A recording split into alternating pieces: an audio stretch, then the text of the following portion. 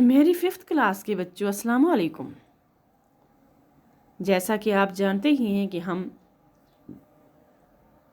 English की 5th class की English की बुक में हम टर्म फर्स्ट के जो लेसन थे उनको ख़त्म करने के बाद अब हम ग्रामर कर रहे हैं। तो ग्रामर में हमने कल सेंटेंस पढ़ा था, तो आज हम काइंड्स ऑफ सेंटेंस पढ़ेंगे। There are 4 kinds of sentence. Number 1 assertive sentences, number 2 interrogative sentences, number 3 imperative sentences, number 4 exclamatory sentences। तो नंबर 1 assertive sentences किसे कहते हैं? A sentence that states or declares something is called an assertive sentence. It is also known as a declarative sentence or a statement. Example: the sun rises in the east. 2 and 2 make 4. All boys love games. Birds love open air life. All assertive sentences end with a full stop. An assertive sentence can be of 3 kinds. Assertive sentence क्या होता है? That states or declares something is called an assertive sentence.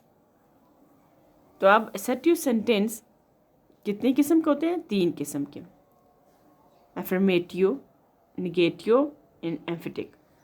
Raju bought a new book. Sony loves sweets. She wants to go home. ये हो गया affirmative. अब आ गया negative. Raju did not buy a new book. Sony does not love sweets. She does not want to go home. अब आ गया emphatic. Raju did buy a book. Sony does like sweets. She does want to go home.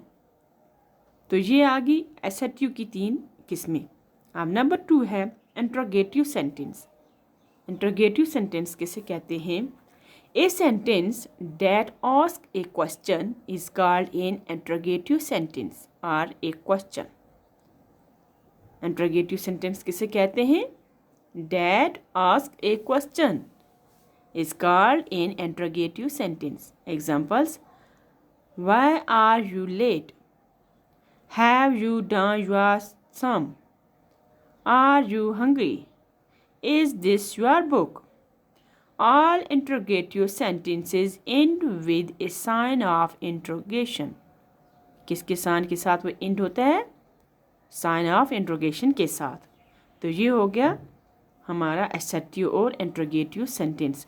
तो हमने sentence की 2 kinds आज हमने पढ़ी हैं और 2 काइंड्स हम इंशाल्लाह कल पढ़ेंगे। तो आज के लिए इतना ही। Thank you.